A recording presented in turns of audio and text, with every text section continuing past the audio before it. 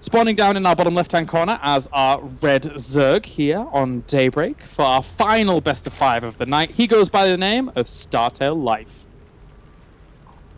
And up in the top right-hand corner, a man who has won countless foreign events and also had incredible success in Korea. It is Leenock from Team FX Open. Yep, FXO, and well, I think FXO and Startail now have both become huge powerhouses of the Korean scene in terms of the teams and the talent that they're actually breeding. FXO has been able to win all the team leagues pretty much in Korea, and then we have Startail, who had Life and Parting up until recently. Parting apparently now going to a Kesper team, but just the way in their practice, obviously their practice regiments and their practice partners and everything about how they manage to prepare for the games is so strong. And these two guys going up against one another once again is testament to that. They're very strong against one another. Yeah, right now, one of those debates that a lot of people are having on this map is specifically what the best pool timing is. We've seen 8 to 10 pools be really popular, doing this weird early pool, but then don't build the queen, build the expand hatch, and then build the queen. So you can actually be way far ahead of your opponent in terms of the larva count, because he's canceled his hatch and you still get 2 quite early. Looks like we're seeing Life do the very safe, conservative pool hatch, and of course Leenock going hatch pool. As you rightly pointed out, lava is a big issue in this matchup, and early lava maybe more than anything, depending on if you're actually going to end up contaminating your opponent if you're pushing out across the map. But that's a very niche specialist move. Maybe at the beginning is more important than any other time. If you can eke out just a few more drones than your opponent, or eke out a few more Zerglings than your opponent, if you're going to go for a big all-in play, then there really isn't actually much your opponent can do if he's not scouting out properly enough. And for now, Leenock just flying in, having a little bit of a look around, sees his opponent's expansion. Meanwhile, we have Life also scouting his opponent's expansion, so pretty standard with the kickoff. Yeah, I mean, one of the big things at this point in time is that with these early gas geysers, and of course the fact that Leenock sees this early gas geyser from Life, that's a declaration of Ling aggression definitely going to be coming out for Life. He really wants to do the huge attacking, barrel down the front door. There's really no other builds that end up doing that, so Leenock has an interesting defensive question. How does he want to stay alive in this spot? So, interestingly, Leenock is not yet getting a gas. I mean, he is well aware that there's about to be some speedlings breathing down his neck, but he's pretty just calmly going for extra queens.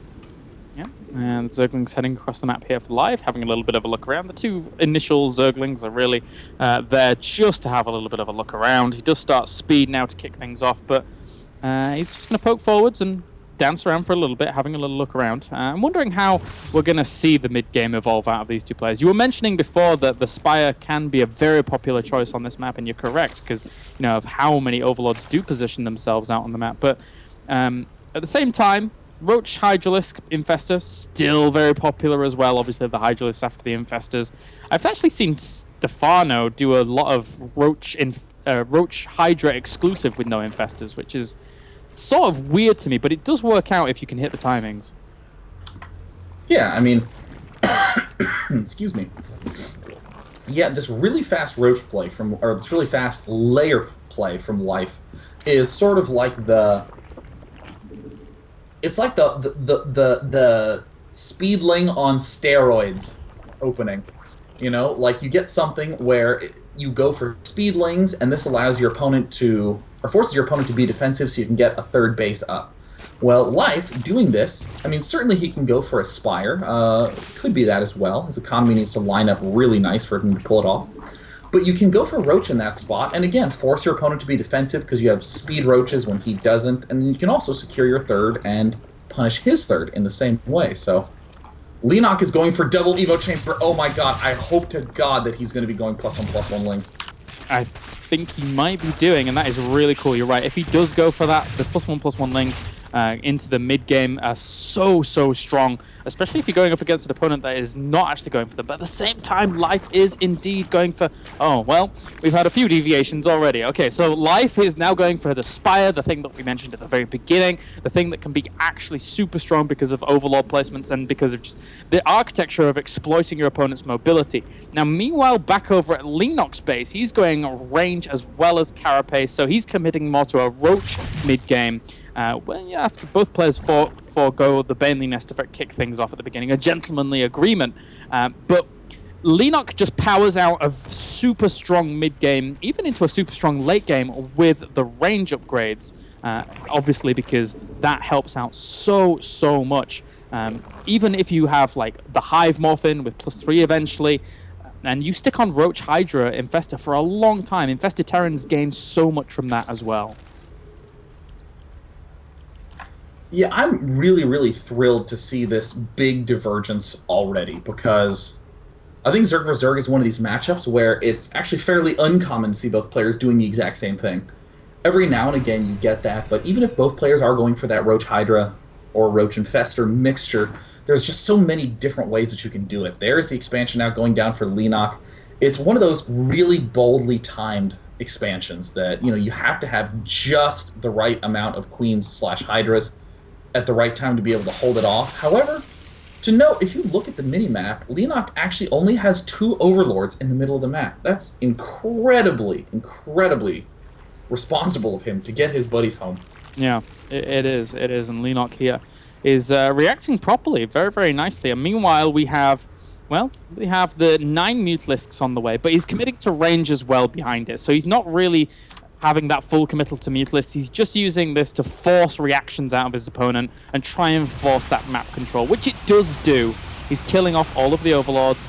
There is one Overseer in his main, but for now that's going to be gone. And also another big aspect of Mutalisk plays, trying to deny the third. He's trying to go for it, but he has to be very wary of these Queens on the way. Yeah, I mean, the Queens are coming, but I actually think that he will get it. I mean, he's literally just sitting there. I mean, there's a lot of transfuse. That's going to be the big key for Leenock's ability to save this expansion. Can he kill it before it finishes? Oh! If it had finished, he would have been able to just go transfuse, no problem. Back to max health. He was even banking on that happening, but nope, not going to happen.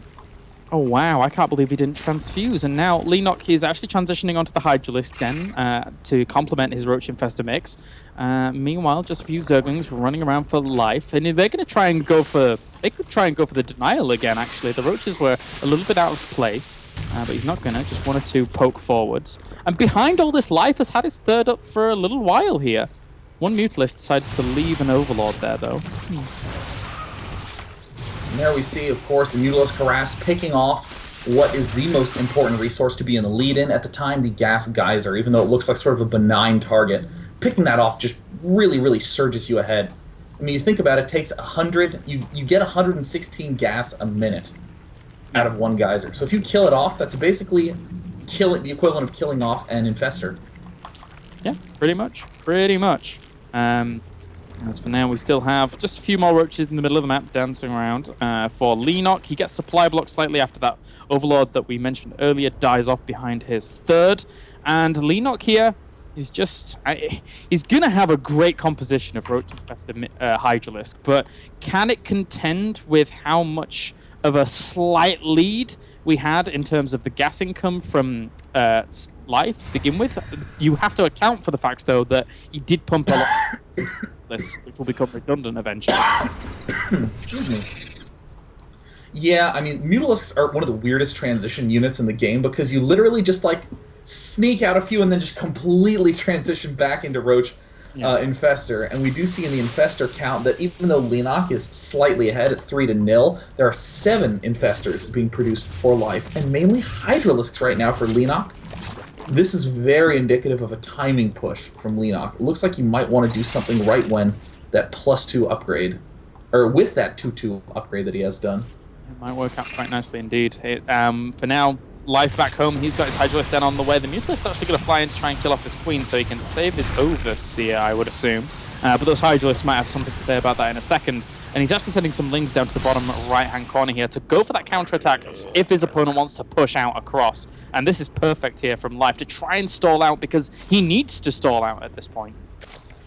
Yeah, I mean, stalling is really the best way to deal with these sorts of Roach timing, or excuse me, these Roach Hydra timing pushes. They can be super powerful, but all you have to do in Life's shoes is get up some Hydralisks of your own. We see 12 on the way. He really only needs another 25 seconds, but he has not started the Groove Spines upgrade, which would definitely ruin his ability to defend this attack. That's such God, look at Leenock getting maxed so fast. Yeah, he's actually plowing ahead right now, and the Mutalisk still going in once again, trying to limit the Queens by killing them off, and as such, limiting how much lava his opponent can have, but he's now setting himself up the potential concave at the bottom of this ramp to try and deal with Leenock's aggression, but he's still quite far down in terms of supply, and none of that is in army supply. Leenock's army is huge, relatively, in comparison to the start lives. I mean, it's actually amazing the way that Leenock's been able to stay so conservative all game long, get this big of an army. These fungals need to be amazing. Oh no! The anti-fungal, every single one of those infestors gets nabbed up. Oh my gosh, Leenock with a huge, huge blow right there to Life's infestor force, and it's going to be no range Hydra versus range Hydra. I mean, Life's just going to have to rely on this from behind macro. In the main base, we see the Mutalisk did do some damage, and Life has managed to barely stabilize. And now Leenock's on the retreat. That was not too bad. Both of them just traded infestors for infestors there. Right now they're just repopulating with almost exactly the same units at any given point in time. This is a very, very close ZVZ in relation to how the actual game has played out, considering that Startail Life had a massive swing and deviation in comparison to what we were seeing from Leenock early on. So everything kind of evened up here, but Life has so many minerals backed up in comparison to Leenock. This is really an amazing, amazing series of defenses from Life. If he can hold on against this one final push, then he will have essentially secured the victory. He will be up on that fourth base, and with this rally, oh my god, Life, he needed every second that he delayed his opponent. I mean, if he had done anything different, this attack would have been coming with a lot more power, a lot earlier, but man, what crisp play from Life. It shows what retaining just a small pack of Lings can do in the mid-game, because most people will say, right, Ling phase is over, time for Roaches and Hydralisks, Lings go in, die after killing like 1 or 2 drones, but Life didn't do that. Life kept those Lings for a long, long time, and then it used them to the best of his ability later on to buy him that time. It was really, really well done, but this game's not over just yet. Yeah, I mean, per usual, we're seeing Leenock do his trademark Roach counterattacks, and he does have Burrow, whereas Life doesn't. I mean, this is the exact way that Leenock has managed to claw his way into so many lost games, using that Burrow tech. Awesome. He'll be able to unburrow, pick off some Hydras. He's already beginning another engagement where he is walking into the worst concave of all time. He is completely surrounded. Oh, that's almost... No, dear me, Leenock's getting obliterated right now. Life taking such a crisp lead here in terms of supply. He could easily start marching across, killing off these reinforcements that Leenock has pushed forward to the front, and at the same time, Leenock's force in the back, between the third and natural, getting picked off, burrowing, having to be forced to burrow by the units rallying out from Life. Life is just pushing back all of these reinforcements, and he's 50 supply up right now. Really well played by him. I mean, this is just one of those classic examples of the upgrades not being able to be used. GG, Leenock taps out in game 1.